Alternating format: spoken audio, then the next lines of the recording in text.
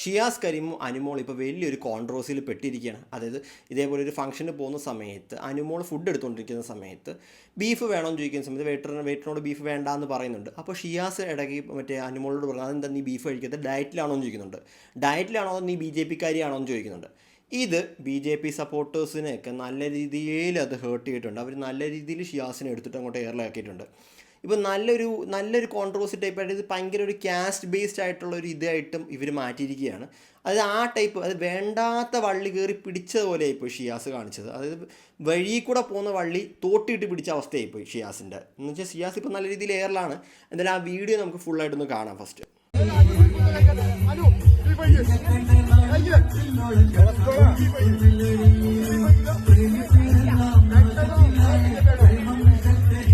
എനിക്കറിയാൻ പാടില്ല ഷിയാസ് എന്തിൻ്റെ അനുമോളുടെ കാര്യത്തിൽ ഇങ്ങനെ ഇടപെടുന്നതെന്ന് എനിക്കറിയാൻ പാടില്ല. അതായത് ഒരാൾക്ക് വേണ്ട, അതായത് ഇവർ തമ്മിൽ നല്ലൊരു റിലേഷനിലാണ്, ഓക്കെ ഭയങ്കര ഫ്രണ്ട്സാണ്, കാര്യങ്ങളാണ്.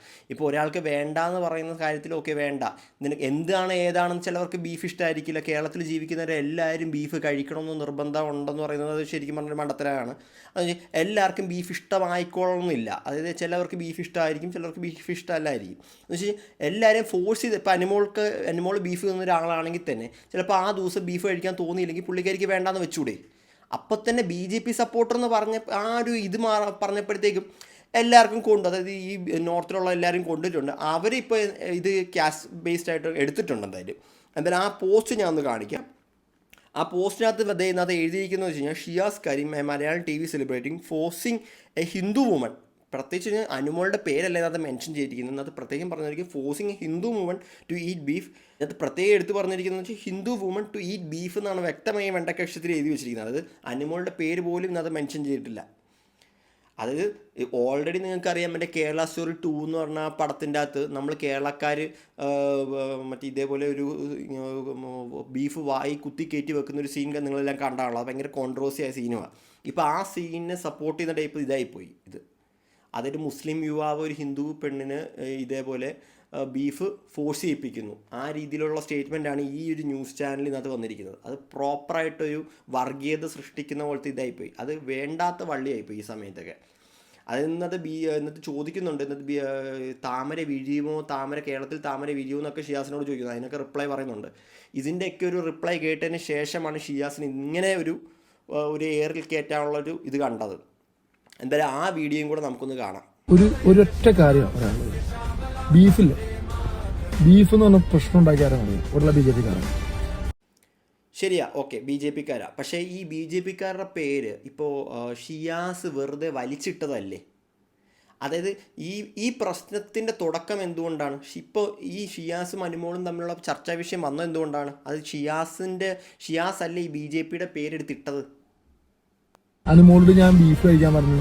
അപ്പൊ അനുമോള് നിൽക്കേണ്ടായിട്ടാണ്. അപ്പൊ ഞാൻ മനഃപൂർവ്വം ചോദിച്ചത് എന്ത്, ഈ ബി ജെ പി ജോയിൻ ചെയ്തോ, അതാണ് ബീഫ് കഴിക്കാത്ത. അപ്പോൾ മനഃപൂർവ്വം ചോദിച്ചതിനുള്ള ഇതാണ് ഇപ്പോൾ കാണുന്നത്. ഇപ്പോൾ ഒരു റിലീജിയസ് ആയിട്ടുള്ള കാസ്റ്റ് ബേസ്ഡ് ആയിട്ടുള്ള ഇതായിട്ട് അവർ മാറ്റിയെടുത്തിട്ടുണ്ട്. എന്തായാലും ഇപ്പം നല്ല രീതിയിൽ നോർത്തിലും മറ്റേതിലൊക്കെ ഇപ്പോൾ പറയുന്നത് വെച്ച് കഴിഞ്ഞാൽ ഇപ്പോൾ അവൻ്റെ കേരള സ്റ്റോറി 2 ഇല്ലേ, ആ ടൈപ്പ് ഇത് ശരിക്കും ഇവിടെ നടന്നുകൊണ്ടിരിക്കുകയെന്ന് എല്ലാവരും വിചാരിച്ചുകൊണ്ടിരിക്കുന്നത്. ആ ടൈപ്പാണ് ഇപ്പോൾ എല്ലായിടത്തും പോകുന്നത്. കുറേ ന്യൂസ് ചാനൽസിൽ ചില ഹിന്ദി ന്യൂസ് ചാനൽസിൽ ഇങ്ങനെ ഫോഴ്സ് ടു ഈറ്റ്, ഹിന്ദു വുമണിനെ ഫോഴ്സ് ചെയ്യിപ്പിച്ചു എന്നാണ് കാണിക്കുന്നത്. ഒരു മുസ്ലിം യുവാവ് ഹിന്ദു വുമണിനെ ഫോഴ്സ് ചെയ്യിപ്പിക്കുന്നു ഈറ്റ് ചെയ്യാനായിട്ട്. ബിഗ് ബോസ് സ്റ്റാർ, അത് ബിഗ് ബോസ് വിന്നർ ഒരു ബിഗ് ബോസ് റണ്ണറപ്പിനെ ഫോഴ്സ് ചെയ്യിപ്പിക്കുന്നു. അങ്ങനെയാണ് ഇപ്പോൾ കുറേ ഇതിൽ വന്നുകൊണ്ടിരിക്കുന്നത്. ഈ ഒരു ടോക്ക് ഉണ്ടാകാൻ കാരണം ഇവിടെയുള്ള ബി ജെ പിക്കാരാണ്. ഞങ്ങളുടെ കൂട്ടുകാരന്മാരുടെ ഇടയിൽ, എൻ്റെ പെരുമ്പാവൂർ എൻ്റെ കൂട്ടുകാരന്മാരുടെ ഇടയിൽ ചോദിക്കുന്ന ഒരു ടോക്കാണത്. അത് ചോദിക്കാറില്ലെന്ന് ഒന്ന് മനസ്സിൽ നിന്ന് ഒന്ന് ചോദിച്ചു നോക്കൂ. ചോദിക്കാറുണ്ടാവും, അത് ഫണ്ണാണ്. പിന്നെ അത് മീഡിയക്കാരിട്ടില്ല, എനിക്ക് വിഷയമല്ല. പിന്നെ പന്നിയിറച്ചി ഇല്ല, വേവിക്കണം നന്നായിട്ട് അതിൽ വിര ഉണ്ടാവും. അത് വെന്താ മാത്രമേ വിര പോകും.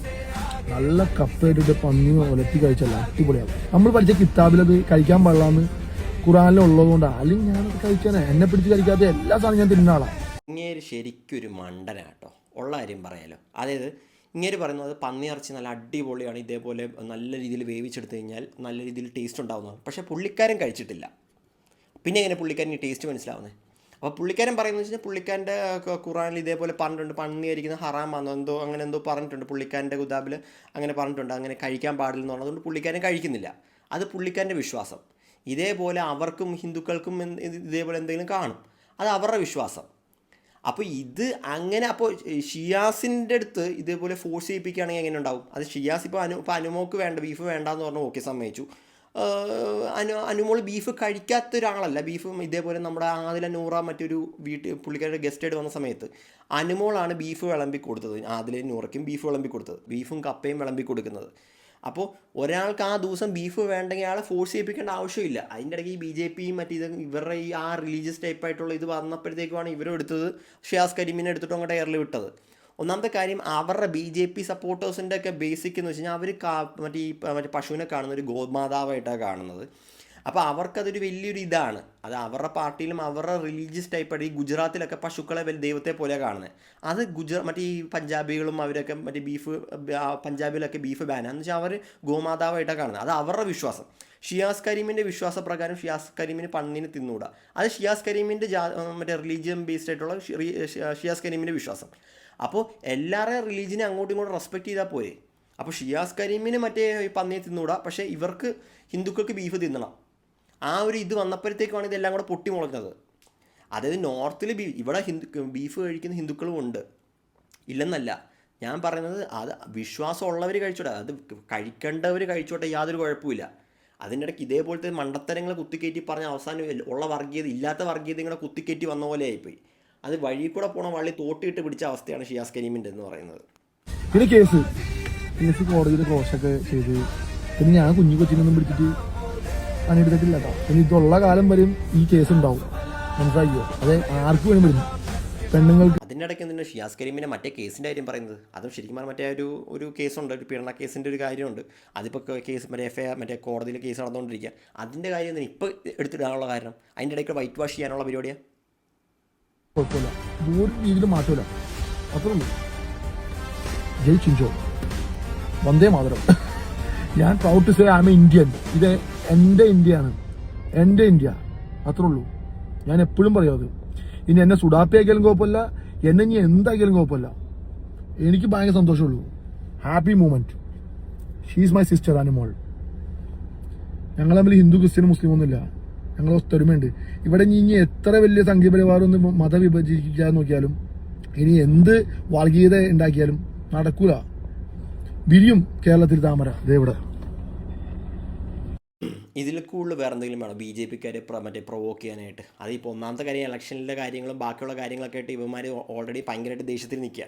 ആ സമയത്ത് ഇതേപോലത്തെ ഒരു കാര്യം കിട്ടിക്കഴിഞ്ഞാൽ അവന്മാർ വെറുതെ ഇരിക്കുമോ? എന്തായാലും കൊളുത്തിയിട്ടുണ്ട്, BJPക്കാർ എന്തായാലും കൊളുത്തിയിട്ടുണ്ട്. ഇപ്പോൾ ഷിയാസ് കരീം അത്യാവശ്യം എയറിലാണ് പുള്ളിക്കാരത്. പിന്നെ ഇതിൻ്റെ പുറമേ വേറൊരു വീഡിയോ ആയിട്ട് ഷിയാസ് കരീം വന്നിട്ടുണ്ട്, അതും കൂടെ ഒന്ന് കണ്ടേക്കാം. ദിവസമായിട്ട് ഞാനൊന്ന് ബഹിരാകാശത്ത് പോയി. അപ്പോൾ എന്നെ എല്ലാവരും കൂടി pan Indian beef star Shiyas കരീമാക്കി. എനിക്കൊരു കാര്യം പറയാനുണ്ട്. മെയിൻ കാര്യം എന്ന് പറഞ്ഞാൽ ബീഫ് എന്ന് പറഞ്ഞത് ഞാൻ ഉദ്ദേശിച്ചത് പശു ഇറച്ചിയല്ല കേട്ടോ. എൻ്റെ വീട്ടിലൊക്കെ പശുവിനെ വളർത്തി നമ്മളൊക്കെ പാല കുടിച്ച് അങ്ങനെയൊക്കെ ജീവിച്ച ആൾക്കാരാണ്. അപ്പൊ അത് ഫസ്റ്റ് മനസ്സിലാക്കുക. ആദ്യത്തെ വീഡിയോയിൽ പുള്ളിക്കാരൻ പറഞ്ഞത് ഇതല്ലായിരുന്നല്ലോ. അത് മറ്റേ വീഡിയോയിലും പറഞ്ഞു ഇതല്ലായിരുന്നല്ലോ. ഇപ്പോൾ പുള്ളിക്കാരൻ ശരിക്കും പറഞ്ഞാൽ പൊട്ടനാണ്. അതായത് ഈ ശരിക്കും പറഞ്ഞാൽ ഭയങ്കര ഈ പുള്ളിക്കാരൻ മറ്റേ ഈ നമ്മൾ ബിഗ് ബോസ് കണ്ടിട്ടുള്ള പുള്ളിക്കാരൻ്റെ ബിഗ് ബോസ് കണ്ടു പുള്ളിക്കാരൻ ഈ സൈസ് ഉണ്ടെന്നേ ഉള്ളൂ. ആൾ വെറും ഭയങ്കര പേടിച്ചു കൂറിയാണ്. അത് നമ്മൾ ഇത് കണ്ടതുള്ളൂ. ഇതിപ്പോൾ ശരിക്കും പറഞ്ഞു കഴിഞ്ഞാൽ നല്ല BJPക്കാരൊക്കെ നമുക്ക് അറിയാവുന്ന കാര്യമാണ്. അവന്മാരൊക്കെ ഒറ്റ മൈൻഡ് ആൾക്കാരാണ്. അത് ഇതേപോലത്തെ എന്തെങ്കിലും കിട്ടിക്കഴിഞ്ഞാൽ ഷിയാസ് കരീമിനെയൊക്കെ ഒറ്റയ്ക്കൊക്കെ കിട്ടിക്കഴിഞ്ഞ് കഴിഞ്ഞാൽ അവന്മാരെല്ലാം ഉറപ്പായിട്ടും പണിയും. അതറിയാവുന്ന കാര്യങ്ങളാണ്. നമ്മൾ കേരളത്തിൽ തന്നെയാണല്ലോ ജീവിക്കുന്നത്. അത് ഇതേപോലെ അവരൊക്കെ ഒറ്റ മൈൻഡ് ആൾക്കാരാണ്. അത് ഇതേപോലെ ഷിയാസ് കരീം ഇതേപോലത്തെ വിഡ്ഢിത്തരങ്ങൾ അവരെക്കുറിച്ച് പറഞ്ഞതിന് ശേഷം ഇതേപോലെ ഒറ്റയ്ക്ക് ഷിയാസ് കരീമിനെ കിട്ടുന്ന സമയത്ത് അവർ നല്ല രീതിയിൽ ചിലപ്പോൾ പണി കൊടുക്കും. ഷിയാസ് കരീം ധൈര്യം അങ്ങനെ ഇതാണെന്നൊക്കെ പറഞ്ഞിട്ട് കാര്യമൊന്നുമില്ല. ഒരു 5-6 പേര് ഒരുമിച്ച് വന്നു കഴിഞ്ഞാൽ ഷിയാസ് കരീമിന് ഒന്നും ചെയ്യാൻ പറ്റത്തില്ല, നിന്ന് ഓടുകയുള്ളൂ.